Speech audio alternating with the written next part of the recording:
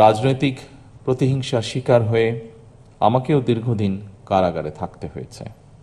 আমাদের সংবিধানের ২৭ নম্বর অনুচ্ছেদে বলা হয়েছে, সব নাগরিক আইনের দৃষ্টিতে সমান এবং আইনের সমান আশ্রয় লাভের অধিকারী।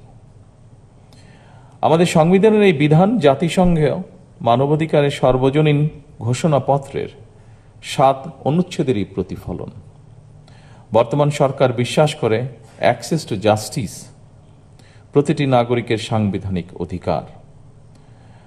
রাষ্ট্রের কোনো নাগরিক অর্থের অভাবে আইনের আশ্রয় কিংবা ন্যায্য বিচার থেকে বঞ্চিত থাকবে, এটি একটি গণতান্ত্রিক রাষ্ট্রে কোনোভাবেই কাম্য বা প্রত্যাশিত নয়। সময়ের সাথে সাথে দেখা দেয় নিত্য নতুন প্রয়োজন। রেডি থাকতে হয় প্রতি মুহূর্ত। তাই এলো ইনোভার, যেন আপনি লাইফে থাকেন রেডি প্রতিদিন। Innova, designed for now. রাজনৈতিক প্রতিহিংসার শিকার হয়ে আমাকেও দীর্ঘদিন কারাগারে থাকতে হয়েছে।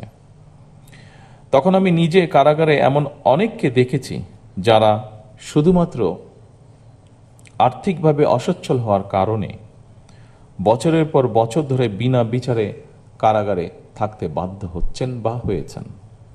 একজন মানুষ অর্থের অভাবে ন্যায় বিচার থেকে বঞ্চিত হওয়া একটি গণতান্ত্রিক রাষ্ট্রের কাম্য নয়। অবশ্যই এমন বাস্তবতায় আজকের এই আলোচনা বিশেষ তাৎপর্যপূর্ণ। অবশ্যই সম্মানিত উপস্থিতিবৃন্দ, যে কোনো রাষ্ট্র এবং সমাজের অগ্রগতি ও শান্তির ভিত্তি হচ্ছে ন্যায় বিচার। সব যুগেই মানুষ যা চেয়েছে তা হল বৈষম্যহীন একটি সমাজ ব্যবস্থা, যেখানে তারা সমমর্যাদা এবং অধিকার নিয়ে বসবাস করবে। সমতা, সহমর্মিতা এবং পারস্পরিক আস্থা একটা ন্যায়ভিত্তিক সমাজ প্রতিষ্ঠার জন্য অবশ্যই অপরিহার্য। সুতরাং আমি বলবো, ন্যায় বিচার শুধু আদালত বা আইনের বিষয় নয়, এটি একটি মানবিক ও দায়িত্বশীল রাষ্ট্র ব্যবস্থার মূল শক্তি। স্বাধীনতার ঘোষক শহীদ রাষ্ট্রপতি জিয়াউর রহমান বিচার বিভাগের স্বাধীনতা ফিরিয়ে দিয়ে দেশের ন্যায় বিচার প্রতিষ্ঠার শক্ত ভিত্তি স্থাপন করেছিলেন। সেই ধারাবাহিকতায় সাবেক প্রধানমন্ত্রী বেগম খালেদা জিয়া মানুষের ন্যায় বিচার পাওয়ায় সুগম করতে লিগ্যাল এইড ফান্ড তৈরি করেছিলেন। উপস্থিত সকল সুধীবৃন্দ, আমরা বিশ্বাস করি যে রাষ্ট্রে আইনের শাসন, ন্যায় বিচার এবং মানবাধিকার নেই, সেই দেশ কখনোই একটি গণতান্ত্রিক মানবিক রাষ্ট্র হতে পারে না বা হয়ে উঠতে পারে না। দীর্ঘ ১.৫ দশকেরও ফ্যাসিবাদী শাসনের অবসানের পর বাংলাদেশের জনগণ পুনরায় গণতন্ত্রের পথে হাঁটতে শুরু করেছে। এই গণতান্ত্রিক যাত্রা সুসংহত করতে রাষ্ট্রে ন্যায়ের শাসন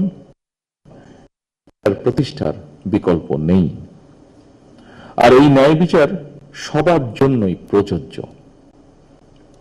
একজন মানুষও যাতে অর্থের অভাবে অ্যাক্সেস টু জাস্টিস থেকে বঞ্চিত না হয়, সেই লক্ষ্যকে সামনে রেখে সরকার লিগ্যাল এইড কর্মসূচি অব্যাহত রেখেছে।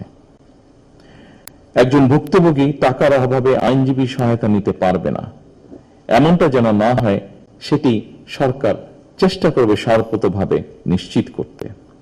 আর্থিকভাবে সামর্থ্যবান নয় এমন মানুষদের জন্য অ্যাক্সেস টু জাস্টিস নিশ্চিত করতে সরকার সুনির্দিষ্ট পরিকল্পনা গ্রহণ করেছে।